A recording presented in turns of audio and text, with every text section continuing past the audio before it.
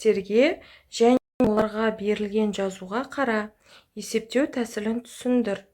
Мысалы, 68 қосу 2 өрнегіне назар аударайық.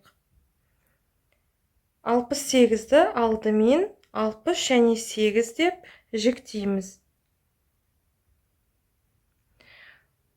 Мәнін табамыз. 60-қа қосамын, бірлікке бірлікті. Яғни бұнда бірлік бізде 8 және 2 санын.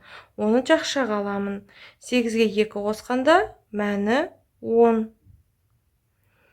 60-қа 10-ды қосамын, мәні 70. Келесі азайтуға назар аудар.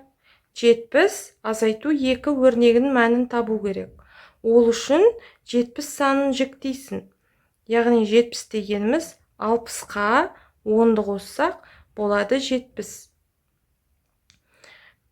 Мәнін жазамыз.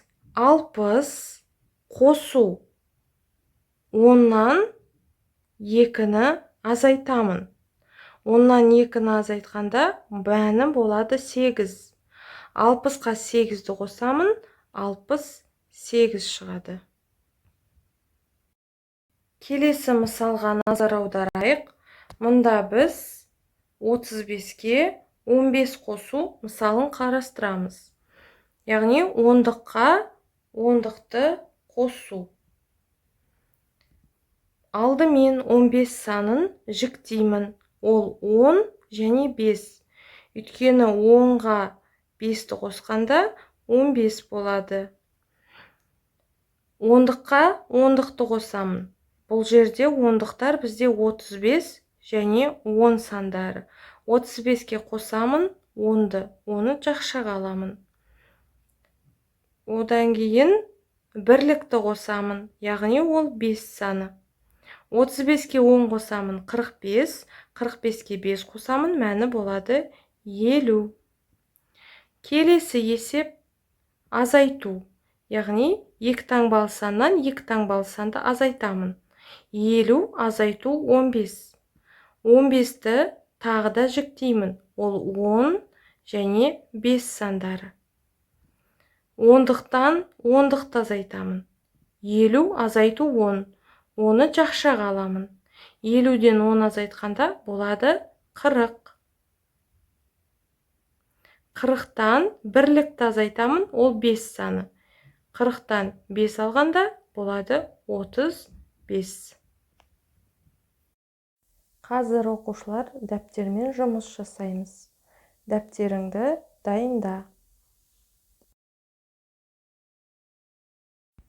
Дәптерімізге қазанның 5-і үй жұмысы деп жазамыз. Номер 5-ші есеп 47-ші бет. Оқы және есепте. Есепті шығармас бұрын келесі бейне жазбаға назар аудар. Номер 5-ші есеп оқы және есепте. Оқушылар, бізде кесте берілген. Мұнда азайғыш, азайтқыш айырманың мәнін табу керексің.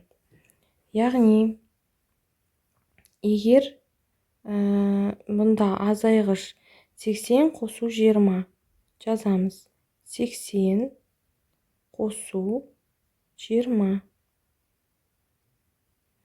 Оны жақшаға аламын.